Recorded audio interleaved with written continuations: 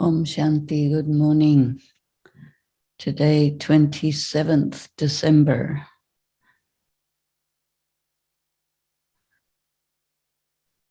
Shiv Baba takes birth, but Ravan doesn't. Shiv Baba is someone, and Ravan is a personification. He also talks about the difference between Shiva and Shankar, that how could the two be the same? Because Shankar is symbolic for the bodiless stage. And because Shiv Baba incarnates in the land of India, in the body of the one he calls Brahma, he explains everything. But in the path of bhakti, they do not get it quite right. But in many ways, it's amazing how correct they do get it, because the ideas of bhakti emerge in the Copper Age, and before that, there wasn't anything like that. So the essence is, sweet children, the land of Bharat is the birthplace of the Father, the bestower of happiness. The Father liberates all of you children from sorrow. That means hardship. Question: what great and long elevated story is very common for you children? It's the story of the beginning, the middle, and the end of the drama, which is very long and elevated. Elevated in the sense that everything is included in that. People cannot understand this story, but this story is common for you children. You know it very well.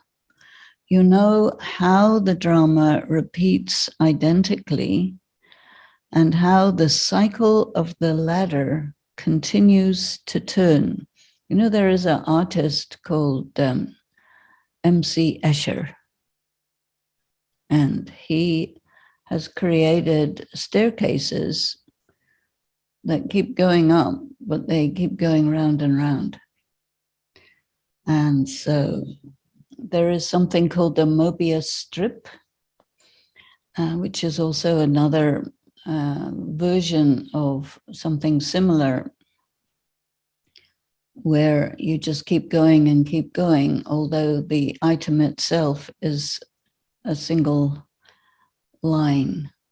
It's very interesting how a line becomes an endless circle. Now the song is Salutations to Shiva. Om Shanti. You sweetest, long lost, now found children heard the praise in this song. Whose praise? It is the praise of God, the highest on high, who is called the purifier, the remover of sorrow, the giver of happiness. You remember someone who gives you happiness, and you children know that only the one Supreme Father, the Supreme Soul, gives happiness. Happiness means prosperity. All people remember him And the people of the different religions also say that the Father comes and liberates everyone from sorrow and gives happiness.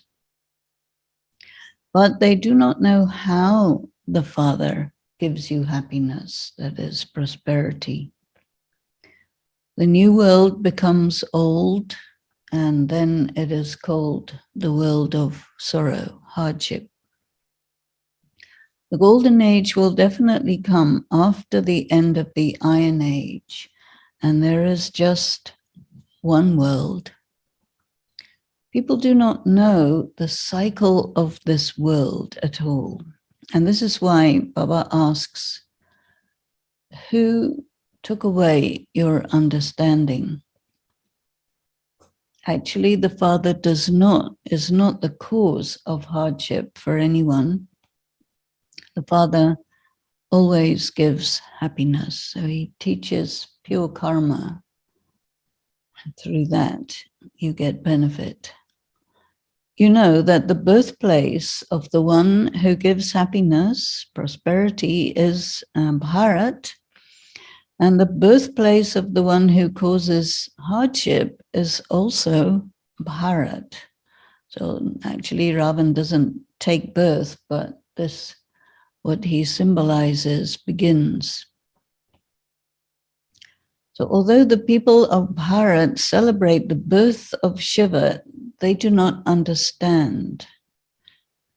That is the birth of God, the highest on high, and his name is Shiva.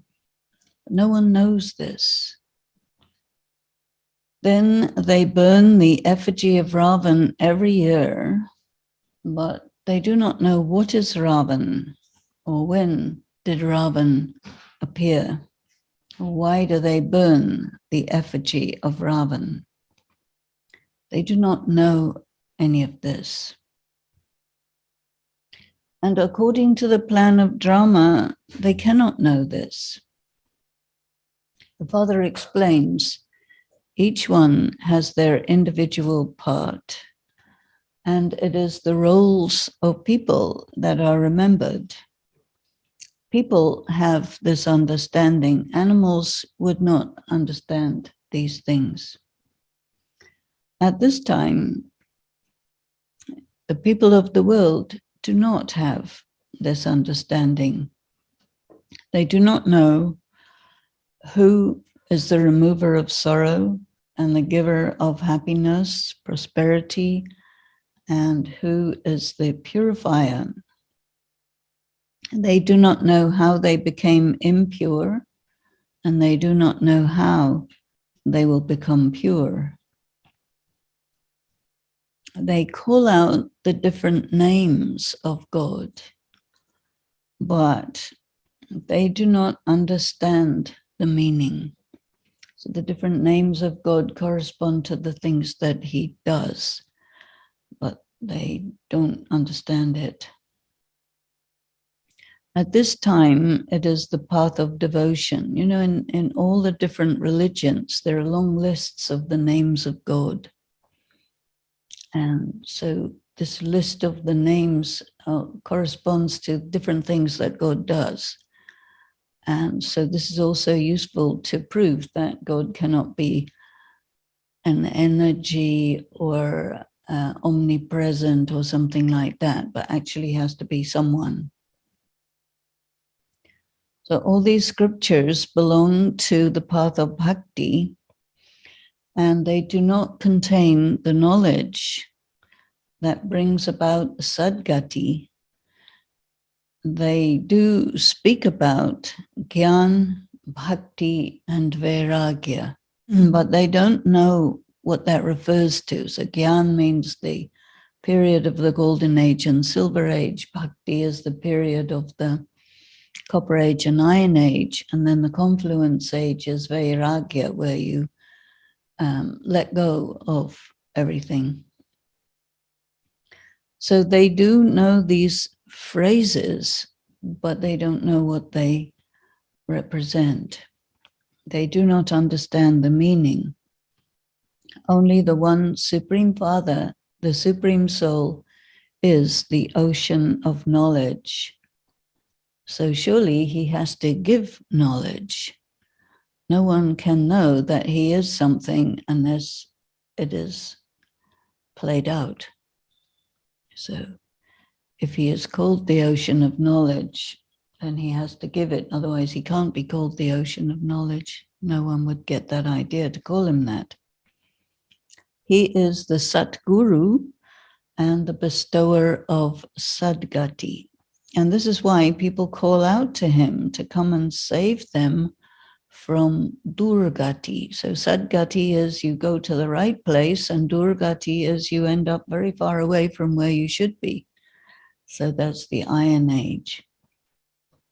In the Copper Age, we begin as Sato Pradhan worshippers.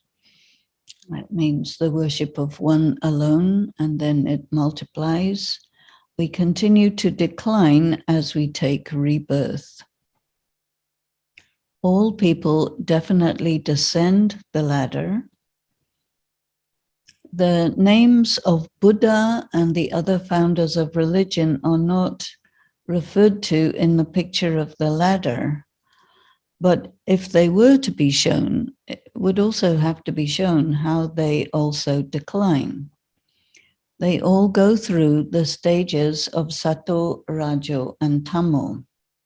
At this time, everyone is Tamo Pradhan. And the Father explains that the scriptures apply to the path of bhakti, and they refer to and explain about all kinds of rituals, especially one of the Vedas is specifically about what ritual to do, when, under what circumstances, and how, and all this. Only the one Father gives knowledge. Only the ocean of knowledge comes and gives you the true information. For half the cycle, it is called the day, and there is no question of bhakti at that time. And people do not stumble in the day, so at night you can't fall because it's dark. There is only happiness, prosperity, health, wealth. You receive that inheritance from the Father at the confluence age between the cycles. The Father gives this knowledge to the children to whom he gave it in the previous cycle.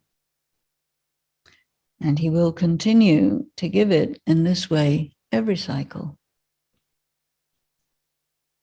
It will sit in the intellects only of these ones that the Creator is giving the knowledge of the creation. In the path of bhakti, they make many images and they make calendars. This word calendar actually is Baba's word for posters, because what they used to do in India, and they still do, but they used to do more in the 60s and 50s, is they would make pictures of different gods and goddesses, big ones, and then they stick a calendar on the end of it. And then at the end of the year, they take off the calendar and keep the poster. And so the posters got to be called calendars because of that. So anything new continues to spread. The Father, the Creator, has now come in Bharat and is giving the knowledge of the Creator and the creation. And this will also spread and go to everyone. And then no one will be able to ask, why cannot we go to heaven? Because everyone will know who comes when. The drama is predestined, and there can be no change in it. There are many different concepts in the world. Some speak of nature. That means they know that there is the energy of matter, and they call that nature, and they call that God. So the energy of matter is what all these different healers and so on, they tap into that. So then others say that souls are immune to the effect of action. So right now, the energy of matter is very Tamil Pradhan. So people who tune into it are also very Tamil Pradhan. So at the end, they will only listen to the one Father. They will understand that they are truly actors in this drama. This is a tree of the variety of the religions. The lock on everyone's intellect will open. They will understand these things. So this opening up of people's minds is also predestined. So the locks are now closed. And the question of your dharma is separate. According to the plan of drama, those of the other religions cannot go to heaven. The founder of their religion came at such and such a time, I mean, after heaven was over. And it is only from the picture of the tree and not from the picture of the ladder that all these things will enter into their understanding. The tree is very good. And they will understand that this drama is predestined. But you understand about yoga. When you remember the Father and become pure, then the sins are neutralized. When you become immersed in yoga, you will come to know about yourself. When you're in good yoga for a long time and you've finished all the eruptions of all the negative karma, then you will understand that you are not who you thought you were. Because who you thought you were corresponds to your current identity and your sense of self based on the sanskaras that you were given as you were raised in your family and the effect of life. But when you become free from that, then you realize that you're not that person at all. Right? As you make further progress, everyone will understand the knowledge of the Creator and the creation, but not now. So it's also fixed in drama that BKs cannot understand Gyan as well as they will later. And they can't explain it as well as they will later, right? Because things open up and it's a phenomenon. The drama has been created very cleverly. The war has to take place.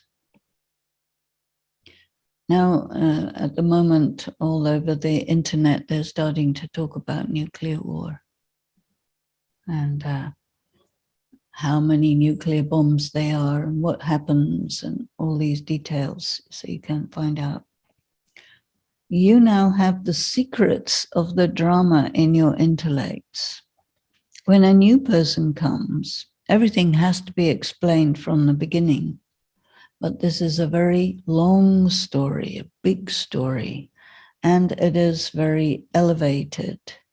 But for you, it is very common. You hear about it every day. You know how the cycle of the ladder turns. So if you look at that picture of the ladder, you can see that when you're going down, it takes a long time. And then there is this line, which Baba sometimes refers to as an elevator, which takes you back to the beginning, which shows you that the ladder is also a cycle. So the Father says, sweet children, you went through so much hardship on the path of devotion, and that is also fixed in the drama. this play of happiness and sorrow is about you. You become very elevated, and you also become very degraded. The Father says, "Sweet children, I am the seed of this human world tree. I definitely have all the knowledge of the tree." And there is also the example of the banyan tree. It's a very specific banyan tree in Calcutta, which is very enormous and which was damaged by a storm in 1925, which broke the connection with the trunk. So the sannyasis also give examples, but they don't have clarity about what the example means in their intellects. You know how the original deity civilization vanishes. And that foundation is no longer here, but the rest of the tree is still standing. So all the religions are there, but that one original dharma civilization is not there. So you can see this banyan tree of Calcutta. There's no trunk. The trunk is broken and rotten. But it stands on the lateral roots, and so it's always green. But without a trunk, all other trees would dry up because they cannot get water without a trunk. But this banyan tree still survives and remains fresh. It is a wonder. So it is a wonder. In the same way, the deity dharma no longer exists in this tree. So Hinduism is a very interesting combination of what this Shankaracharya's taught through the Vedas, and then what is left over from the old pre-Vedic myths and stories. So they themselves do not understand, and they cannot call themselves people of the deity dharma, so they call themselves Hindus. So Hindu means people who, what the people do who are living in the area around the river Indus. So you see this picture, the whole thing is just one tree, and you can't imagine. Yeah, it jumped over the fence, didn't care about any limitations. So since the kingdom of Ravan began, they were not able to call themselves of the deity dharma. It's called Adi Sanatan Devta Dharma, but they couldn't say they're deities because they were impure. So they changed their name and called themselves Hindus. The only signs that remain of the deities are their images, their statues of deities in the temples, from which it can be understood that it was at one time their kingdom in heaven. But no one knows exactly when heaven was. They don't have the dates. They have prolonged the duration of the golden age. Whatever has passed, it will repeat at its own time. The same features, the faces and bodies of the deities cannot exist now. Only in heaven will they be there, because the quality of matter changes, so the quality of bodies corresponds to the quality of matter, as well as it's impacted by your karma. So only you understand this knowledge. All the devotees continue to become impure while performing devotion, because their knowledge of God is incorrect, so they create negative karma with God, so that's a problem. then they don't have correct understanding about each other, so they create negative karma with each other. Then they get negative karma with matter, even while performing devotion. So there was the pure world, and the Father is sitting here explaining to you. People say to God, you are Jani Janan Har, means you know what's going on inside everyone's private life and in their minds. So the Father says, I do not sit here looking at what's going on in everyone's heart and mind and private life. Some say, Baba, you know everything. So when we indulge in vice, you must know all about that. And the Father says, would I sit here through the day to know all these things? I have come to purify the impure. So Shiv Baba is not a human, so he does not know things as they occur, or he doesn't know things by observing them. He knows things in advance. He knows who's who, who's what, and their sanskaras. So it's a different way of knowing. You know that you are receiving the inheritance of happiness from Baba. That means the golden age. And the others will return to the world of nirvana, the world of mukti, liberation. And people ask, how will they go back? And he says, that's not your problem. Don't worry about it. Only the Father comes and takes you to liberation and then sends you to liberation in life. Everyone must settle their accounts and return back. And you have to become Sato Pradhan. So do not be concerned about the matters of others.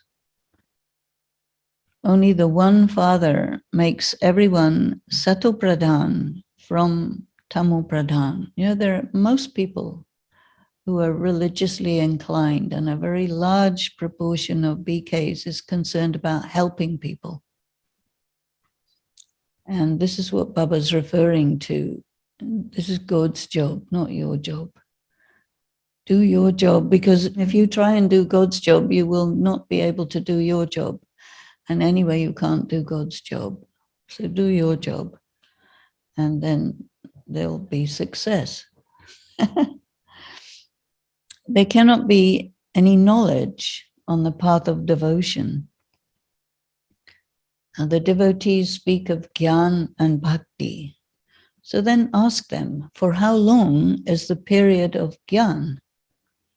And for how long is the period of Bhakti? They will not be able to tell you anything. Bhakti is separate from Gyan. You know, they say that Bhakti is going on since time immemorial, since the beginning of time. But no. The Father himself comes and explains how he comes and into whom he enters. But because of being trapped on the path of devotion and bhakti, people hardly recognize me. And this is why you have to explain the picture of the difference between Shiva and Shankar.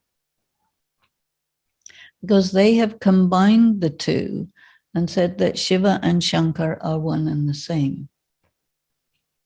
But in fact, one is resides in the subtle region, and the other resides in the supreme abode. So they don't even live in the same place. So how can they be the same person? Each is separate. And how could both have the same name? One is incorporeal and the other is subtle. And you cannot say that Shiva entered into Shankar, nor can you say that Shiva and Shankar are one and the same. The Father explains, I enter into Brahma. Who told you that Shiva and Shankar are one and the same.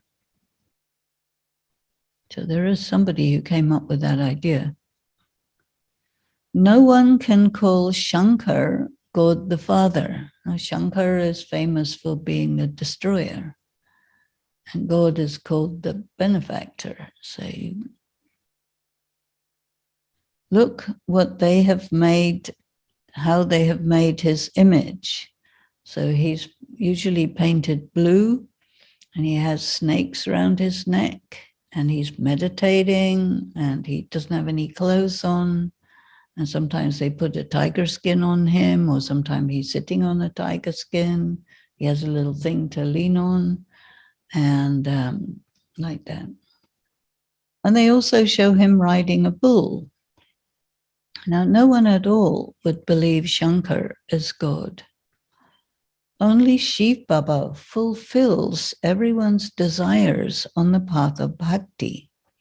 But for Shankar, they say he opened his third eye and then there was destruction.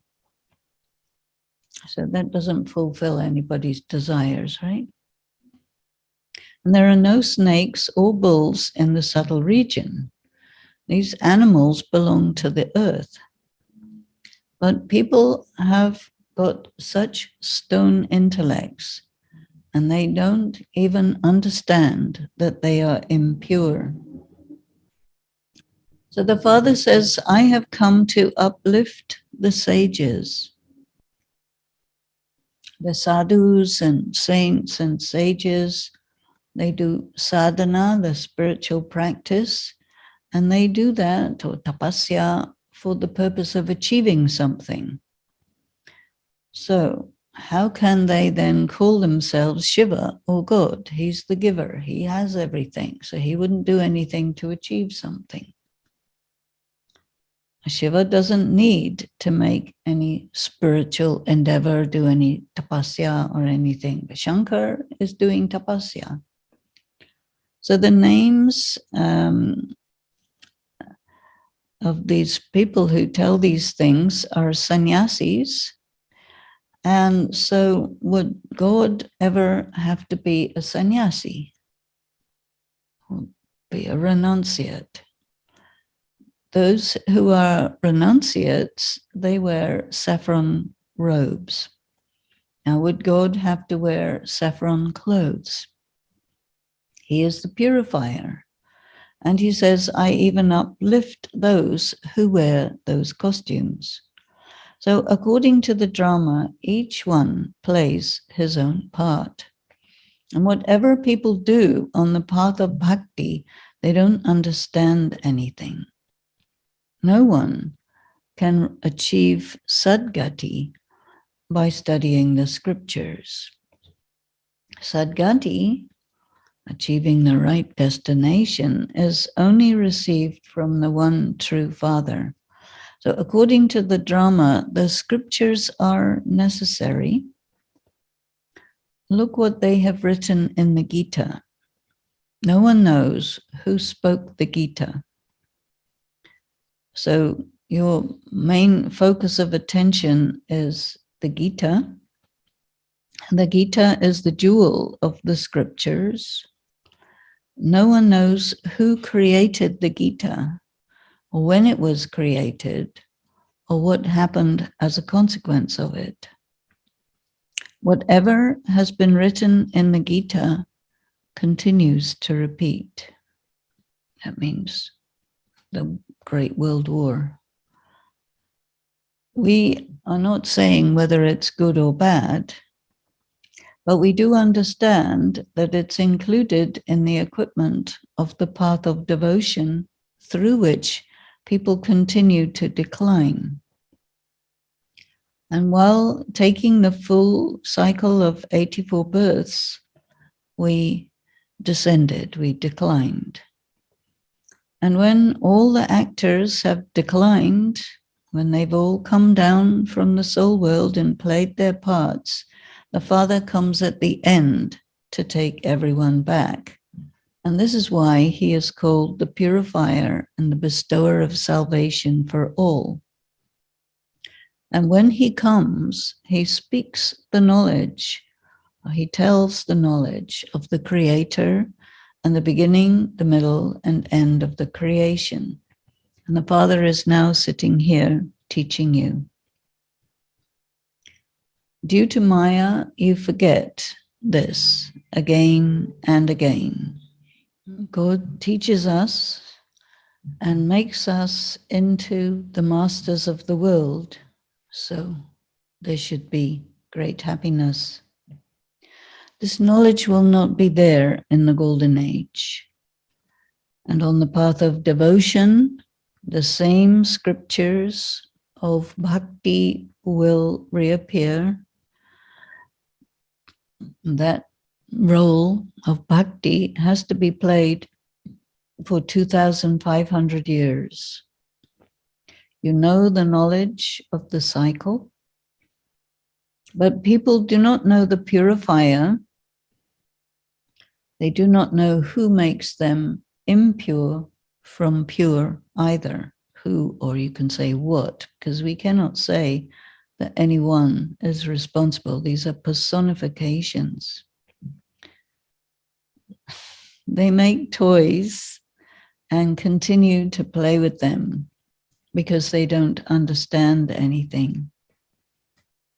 They would tell you, you too are people of Bharat. So how can you say that only the people of Bharat do not understand anything? So you tell them that the Unlimited Father is saying this. He is giving us knowledge, and we have acquired this understanding through him. Many people come to the exhibitions and they say the knowledge is very good, but when they go out, they forget it. And this is because they are influenced by the force of Ravan. You now are following Ram. It is in the intellects of you children that the Father, the Creator, is explaining to you. He is making us pure from impure. The Father is benefiting us. And so we have to benefit others. The more you benefit others, the higher the status you claim. This is called spiritual service. Everything must be explained to spirits, souls understand. You become body conscious for half the cycle. When you're soul conscious, you do experience happiness for half the cycle. And when you're body conscious, you experience sorrow. There is a lot of difference. When you were masters of the world, there were no other religions. Now the population is very large, and you are at the confluence age. Acha. To the sweetest beloved, long lost and now found children, love, remembrance, and good morning from the mother, the father, Bapdada. The spiritual father says namaste to the spiritual children. The spiritual children say namaste to the spiritual father. So settle all your karmic accounts with the power of remembrance, become Sato Pradhan, and return home. Do not be concerned about, it says do not get involved in other matters, but this refers to the situation of the people of other religions. And this is what is mentioned there. Secondly, stay in the happiness that God is teaching us and making us into the masters of the world. Do spiritual service. The blessing is, may you be simple and become a sample and reveal your greatness through your ordinariness. When a simple thing is clean, it attracts.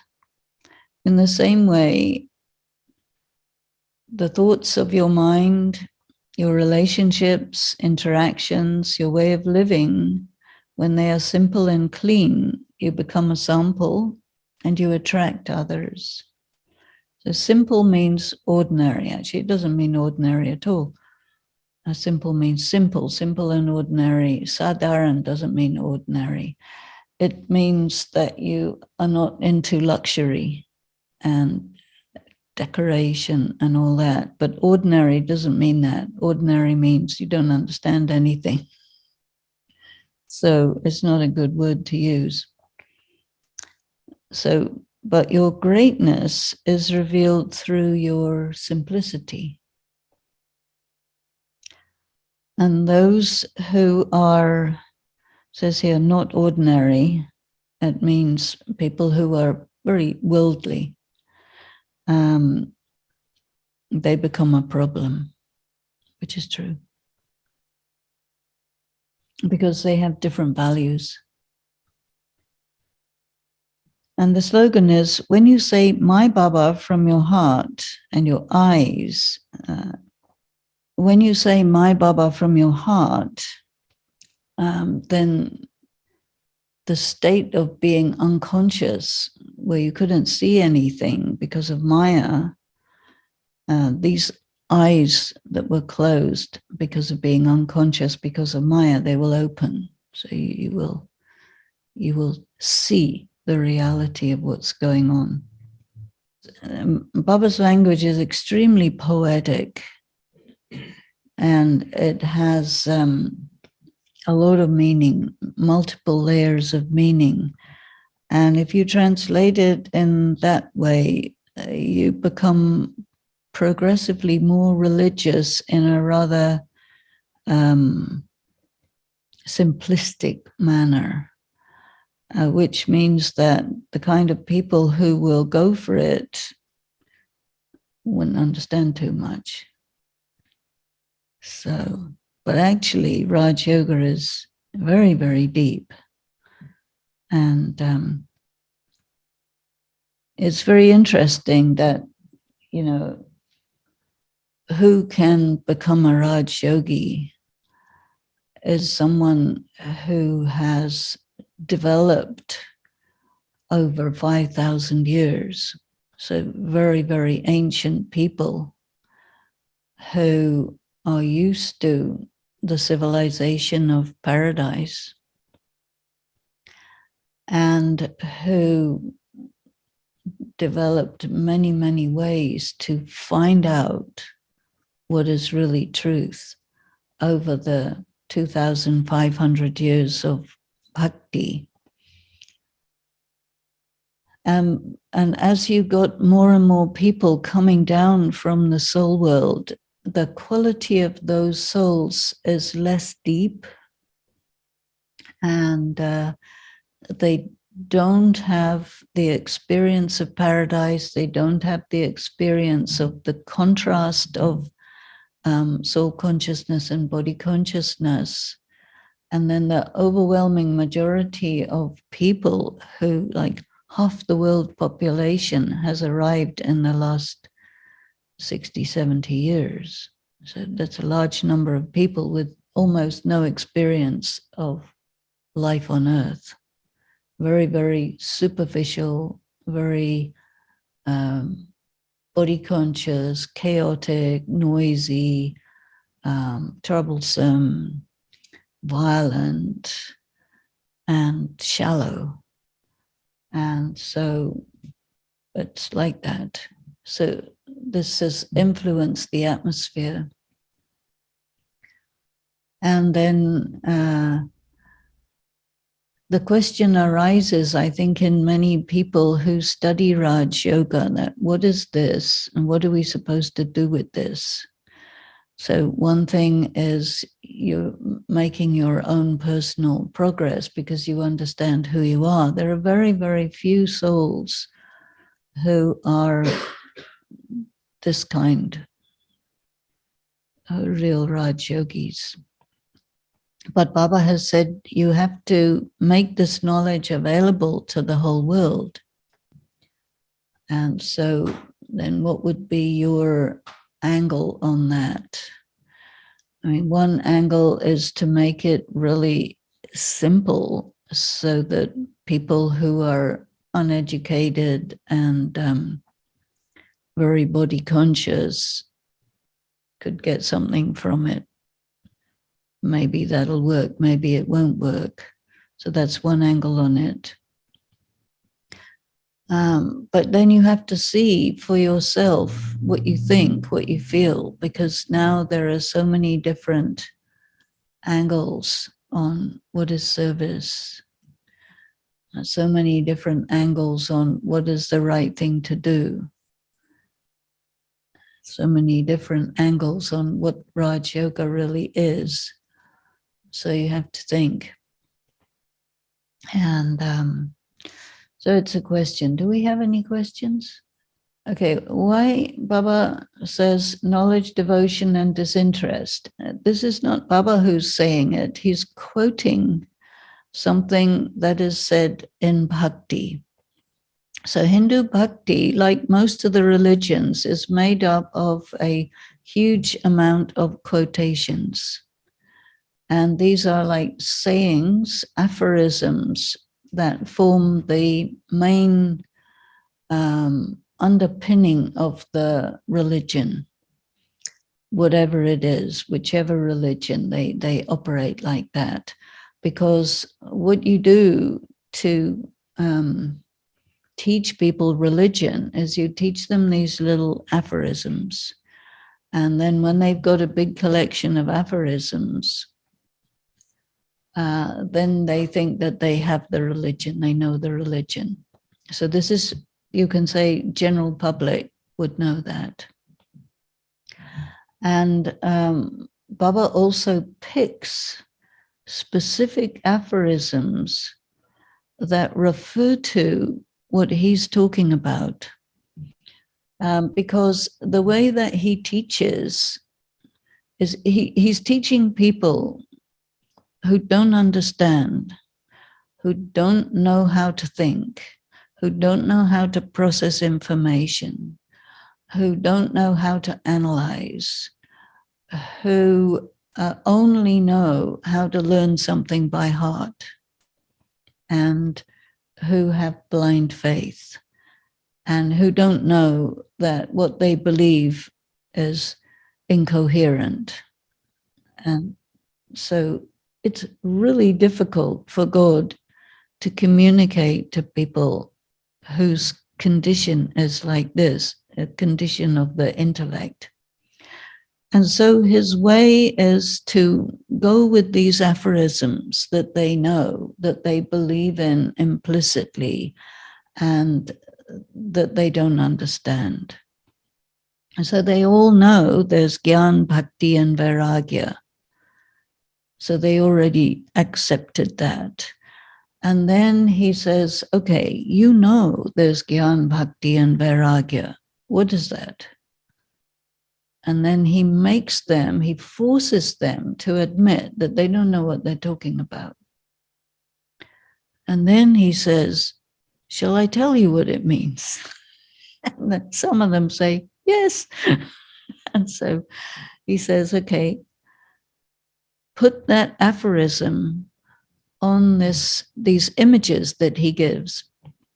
So he has all the information is contained in the cycle, the tree, the Trimurti, and the ladder, and the Lakshmi and Narayan picture. Everything is contained in those pictures. And so if you take the cycle as a circle divided into 4, and he says, this represents time. This is day and night. And then there's also dawn. Between the night and the day, you have the dawn. And so the day is Gyan, the night is Bhakti, and the dawn is Vairagya. And so you know there's Gyan, Bhakti, and Vairagya, so this is what it means. And day and night are of equal duration.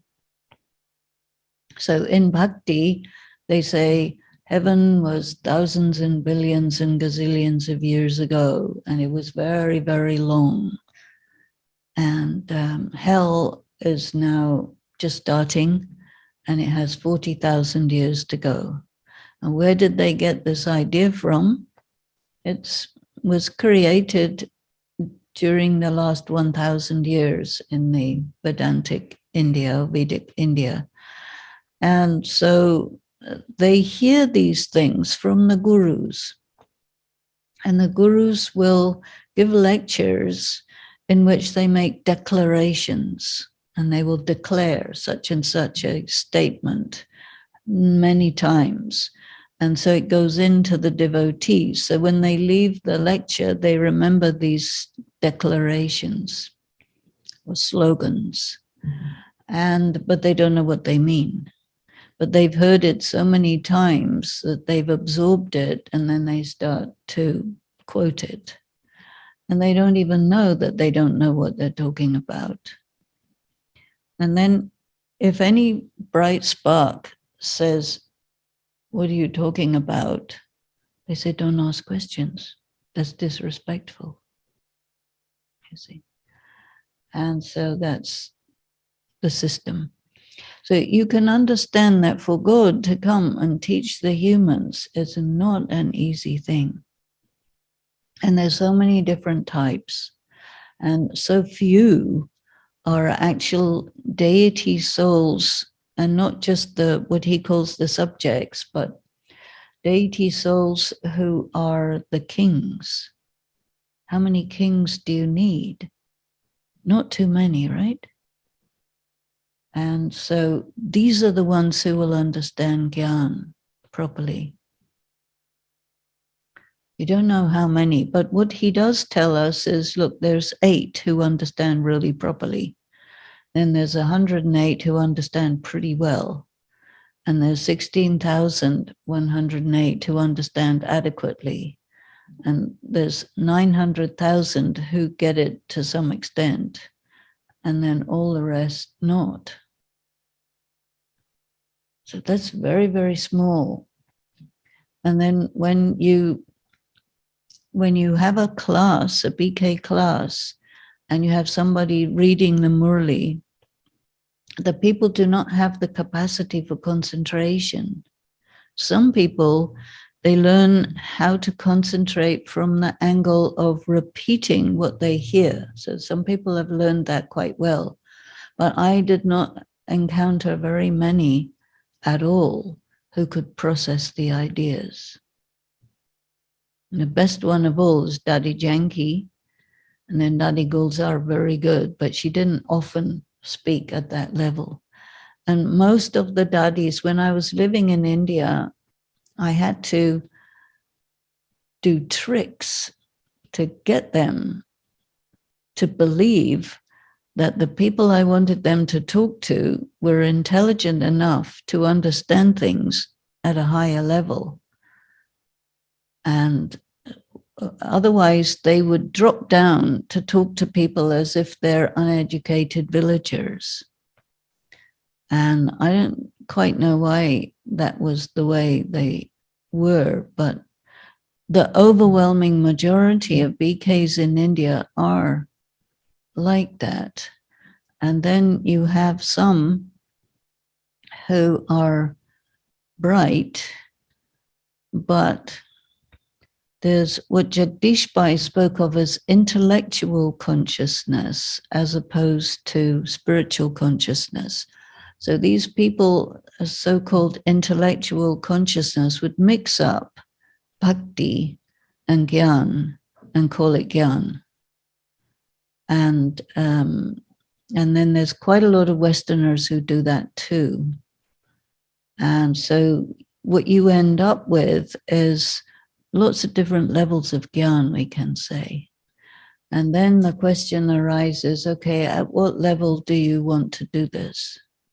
And that becomes, I think, a personal decision. And it has to be a personal decision. And if you have access to the knowledge properly, then you can study at the level that it means all the way to the topmost level. And so then that's what makes it also number wise. And that's the way it is, because every soul has a different capacity for processing the gyan.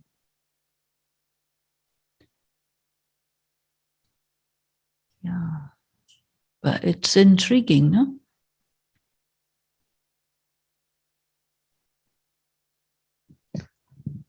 What is the relationship with the Sat Guru? Traditionally, first of all, let me say, that he talks about father, teacher, and Sat Guru. And these are the most influential energies in a person's life, because who plays the role of your father has to raise you, give you your identity, your social standing, and set you up in life from childhood. Then your teacher has to, and your father also has to give you an inheritance, money and property, land. And your teacher has to give you education so that you can stand on your feet and make your money and understand something about the world. The Sat Guru, or a guru, is very often takes the form of a teacher. It can be a religious teacher or a teacher of anything else. That means somebody who teaches you to a very high level. But the Sat Guru is the one who prepares you for your death. And so our relationship with the Sat Guru, Shiv Baba, the Sat Guru, is that when you're in relationship with the Father, he's fairly, he'll keep you in line, but he will not hold you to account that extremely. Your teacher will hold you to account much more extremely because you have exams and all of this. But the Satguru will hold you to account to the fullest extent. And so your relationship with the Satguru, if you're not clean, there's a problem. Because he will call you to account for every last little thing. Because the Satguru is the one who declares your result at the end, and who your relationship with the Satguru is a kind of contract, a social contract, which is that you will do what he says all the way. Because his contract is he's preparing you for your final death, not for one along the way, but your final death. So your final death is when you pass out of the human cycle of karma and reincarnation, and that you finish all your sins. So there has to be full ego death. There has to be perfectly pure karma. You remember the Murli that we had yesterday? It was a very, very good explanation of what you're really supposed to be doing in your mind, very accurately, because otherwise you cannot go to God. You see, so the Satguru is that relationship with God where you can actually go to God. That means you have to be at his level. And so most people are more comfortable with the Father, the friend, playmate, and this kind of friendly God. But Satguru is serious. And so a lot of people, they don't really want to be that serious. It's okay. But then there's some people, they say, well, if I can go to the top, then let me go. And so they will be more interested in the Satguru. But then you have to take all this quite seriously, because you will be called to account. So on the same line, Sadguru and the Sadgati. Mm-hmm. So Sadgati and Sat Guru. One is a D, one is a T, but still Sad and Sat is the same. And Sadgati is that you reach the right destination. So on one hand, the right destination can be you go to the golden age or the silver age. But the best sadgati of all is you get the highest possible status in the golden age, which is Brahma Baba gets that status of Krishna. So that's the best sadgati. And then whatever is coming down after that. So this is why Baba says you have to be concerned about your status, because your status is the indicator of the level at which you've understood the knowledge and applied it. And so what he's saying is, look, you've had 5,000 years playing around, enjoying yourself, and then you got into big trouble, and then you called me, so here I am, and now I've opened my school, and I'll take you to the very, very top. If you want to go, you can, and I will tell you how to get there. And so the Sadgati is the destination. So when he says this word, Tumhara Gat Mat Nyara, this is one of the aphorisms, like the other one, Gyan Bhakti and Vairagya. So in the English translation, they say your ways and means are unique, but nobody understands what that is because there's no such thing. So you have to really look at what he's really talking about, which is that the information that he gives, mat, is concepts. So he gives you information and concepts which are totally different from the concepts of Vedanta, which is materialist. And these is the laws of spirituality that he gives. This is called mat. Shri Mat, the highest information. And then Gut is where you will go if you get that information and you apply it. You see, so that is the Sadgati which the Satguru will give. And there isn't anything higher. It's the toppest thing. And you see, most BKs don't really operate at this level. The Dadis did. But I don't think there's too many people who are operating at this level at this time. But yet it's needed to keep the level of spiritual energy up. Because you see, Shiv Baba operates through us. And so if we do not become receivers and transmitters, then it won't work so well. So it's a good thing to do that. So one more question on the context of Smriti, Sthiti, Vritti, Drishti, Kriti, Srishti. So that the word Sthiti there and Gat, Mat, these three words, Gati, Mati, Sthiti. So what's the difference between Gati and Sthiti? Well, usually for Sthiti, it's your stage of consciousness. So in our practice, we talk quite a lot about building your stage. And so your stage is a level. And what happens in practical terms is you're on a sort of ground level most of the time, basic body conscious, normal human life. And what you're trying to do is raise your level so that your stage of consciousness corresponds to something that is Sato Pradhan.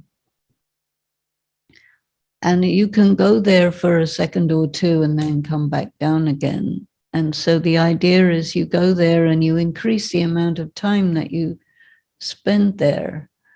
But then the more you go up, the more Maya will take you down. And so you have to, what's called as accumulate. You have to accumulate power so that you are more up and you never really come all the way down. But practical situation is there's always going to be something that's going to throw you down to the floor. There will be something. Then you have to get back up again. And so different BKs who are practicing these things seriously, they experiment a lot. You know, Baba talked about the importance of experimenting with yoga. And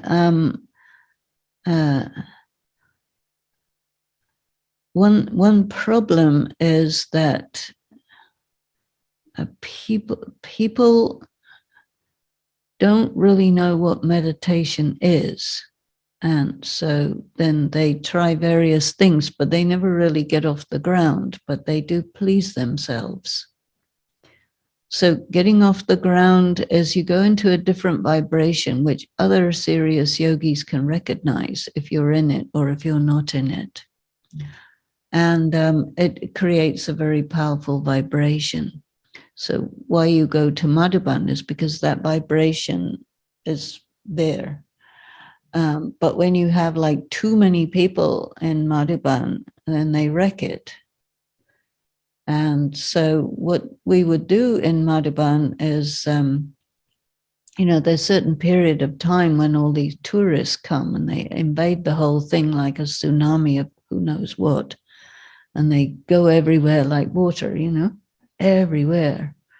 Because it's quite a small place. And when you have thousands of people running around, it's very different. They bring their vibration and they come not as yogis, but just as tourists. Then you close the gates at a certain time, and then all the yogis reset the vibration, and you can reset it.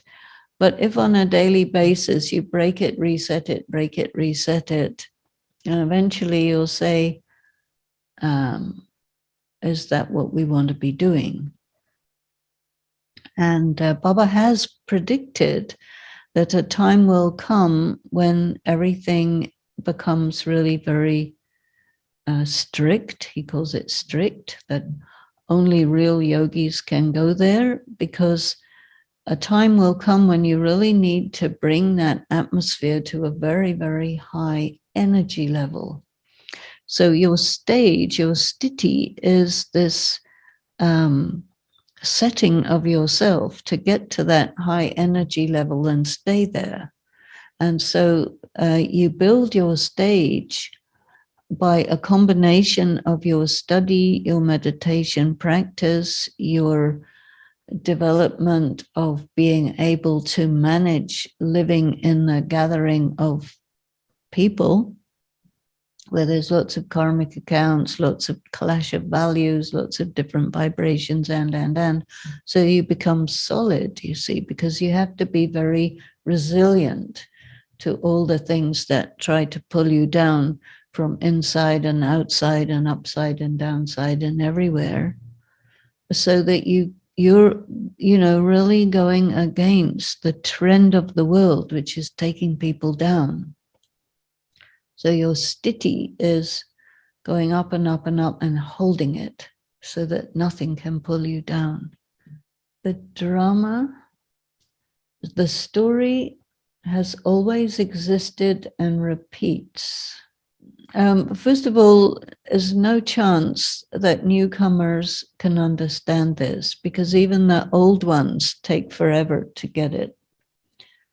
And so I don't think our concern is to make newcomers understand this. I think our concern is for ourselves to understand it. Because if you understand it really, really well, it will do something to your stage. And a newcomer will feel something from your stage much more readily than understand something that you say. Nowadays, I find that your stage has more impact than what you say. I think it's always been like that. A relationship with the Father is one gender-free consciousness, but emphasis on wife and husband bring back gender consciousness. Well, it's not really about gender. It's about, in your relationship with your father, it means you have rights. So it's all about claiming your rights to the inheritance. And a lot of people don't claim their rights. So he's getting you to claim your rights. Wife means you want to harmonize with the husband. And in humans, they decided they want all the women to harmonize with the men. And so that whatever the men want, that's okay. And whatever the women want, it's not okay. So they thought they could create happiness that way. So it may have worked for a while, but it's not really very effective. But when you are having that relationship according to that idea of how a wife surrenders to the husband, it is like that you surrender to God. Because you see, the people are not gender free. The people are very gender conscious, and they're trained by the social system to have consciousness according to how they're told to have consciousness. And so the women are much more easily able to surrender to God than the men, because the men are used to being surrendered to, not surrendering to someone. And so he says, all of you are brides, men and women, all are brides, and you all have to surrender to me. But because of all this background training and so on, it's easier for the women to do that. Then he says, you're all big warriors. So all the brothers say, yes, we are big brothers and warriors. And the sisters say, oh, no, we're not. He says, get going. You have to be. So he would, through these ways, he would teach the sisters to be less limited by all the training they get to be female and not have any rights and do what you're told and let yourself be pushed around and all of this. And then the males, they are trained to be the boss and push people around and that sort of thing. So the socialization of these traditional family systems creates this huge polarity between males and females. And what he's looking to in the Golden Age is that there's hardly any difference between males and females. Lakshmi and Narayan, some people, they look at that picture and they say, who are these two women? Because they look like they've got women's clothes and they have long hair. Lakshmi has longer hair than Narayan, but I don't know what it'll really be in the Golden Age. It's really just his way to get people to be closer and less of an adversarial relationship between the males and the females. The daddies studied for 14 years away from other people. Definitely it did prepare them, because the daddies had not just only 14 years of tapasya, but out of that tapasya, there were 300 people in that tapasya. And out of those, a few became the daddies, just a handful. And they continued to get a lot of deep training from Baba. And then they took these positions, and out of the daddies, it became like smaller and smaller and smaller group. And the top daddies were really Didi Manmohini, Dadi Janki, Dadi Prakashmani, Dadi Nirmal Shanta, Dadi Gulzar, but even daddies like Ganga and Manohar, they were not quite at that level ultimately. Because, I saw Dadi Janki, Dadi Gulzar, and Dadi Prakashmani go all the way to the top. and maybe Dadi Chandramani also. But I mean, when you get to the top, the heavy duty exams you get are really heavy. And it's difficult to handle them because you're very elderly and your body's not doing too well and your mind is not as good as it was. So there's very high level exams you get at that time, and then you die. You have to die properly. You've got to be in full command to die properly. So not so easy, Raj Yoga. Yes, you must learn how to die here. And Didi Manmohini was very interested in that. She was a philosopher. Didi could see everybody's mind, exactly what's going on, you know. So if you go in front of Didi, you better be brave because she will see everything what's going on in your mind. And she would oblige you to be at the right level. And this is the thing with Baba and the Dadis is they wouldn't help you up. They would command you to be up. And in those days, that was okay. So it was really like a traditional guru who would say, you do this, no ifs, ands, or buts, and don't tell me you're tired or sick or anything. Get up there and stay up there and don't ask any questions. So that was how we were trained in those days. I don't think that's happening now. But I got in just under the wire where they were still training people like that. And Chandruban had that kind of training as well.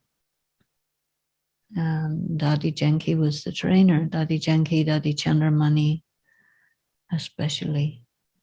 And they were tough. You had to be able to handle very tough, like if you were they have these military people, like in England, they have the Delta Force, and here in the States, there's something else. I forgot what it's called. Navy SEALs. Yeah, the SEALs. Thank you, Annie. The SEALs. They are, and our level has to be like that. The SEALs, they have incredible weapons on their bodies at all times. They do physical training all the time. They're either at war or training. And you've got to be able to shoot so that you can hit a target accurately at 2 miles. And you have to know really how to use these very high-tech weapons. And you have to be able to go in and come out invisibly. And you have to be physically very, very durable and mentally very stable because you're in very chaotic, dangerous situations most of the time. Can you share how you meditate, how to meditate accurately? Well, I do that more or less every day. You need to tune the knowledge so deep that you get these insights which carry you to that high stage that Harshabai is talking about. And you get up there and you stay up there and you neutralize all the opposition.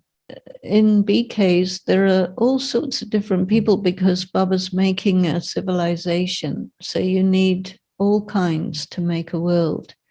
And so you need good rulers, you need good business people, you need good artists, you need good cooks, you need good gardeners, you need good travelers, every possible thing you need good. And all the different sanskaras. So it's kind of like the Noah's Ark with all different kinds of people, not all different kinds of animals. Today Baba said, when we remember the Father and become pure, our sins will be resolved. When you become immersed in yoga, you will come to know about yourself. Right. So that was just wonderful. points today. Mhm. Thank you. So on that note, can you elaborate more on that immersed in yoga? In the picture of the stages of yoga, that would be a concentration stage. Because when you're in the concentration stage, the thoughts are flowing really well. You don't have any distraction, nothing to move away. So you're arriving at the destination of the realization. So I think that this full immersion in yoga is that concentration stage, and then it takes you to arrive and you will know yourself. You see, because how you are at the moment is not your real self. And it's so, it's such a total identity that people don't really know that that's not the real self. Because your total identity is corrupted and compromised by this thing that he calls ego, which is to do with different ways in which you handle how you were formed by your life experience, which takes you away from the real self. And so ideally, life experience makes you who you are, but for most people, it takes you away from who you are because it makes you something that's really not you. It's very much influenced by, people have strategies for getting what they want. Some people, they discover that if they're nasty to people, they'll get what they want. So they develop that. Some people, they discover that if they're manipulative and seductive, they get what they want. So they develop that. Some people, they have a lot of problems, and so they distance themselves from their real self. So they become something completely artificial, and nobody knows quite what it is. And they have a lot of problems because it's a very disconnected type of identity. And so with the yoga, you return to your original condition, which means you return to who you really are. And that's, but arriving there, you have to pass, you have to go through your pain, you have to go through all of these distortions, because life will do things to you that bends you out of shape. And you have to get back to what you were. And that process is not so easy. It looks nice. You get immersed in yoga like a nice bubble bath, but it's not really like that. But there are times when it really is like that. But it's also, we have to come to terms with the fact that it's a big purification process, which means it's fire, it's water, it's purging, it's all sorts of things.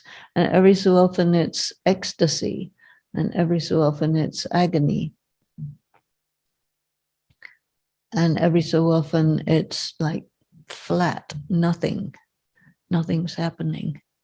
It's like you try and meditate, nothing's happening. You can't get lift off. You can't get interested in any point of gyan to churn. You're kind of, what do I do? That's something that happens every so often, Thank you, everyone.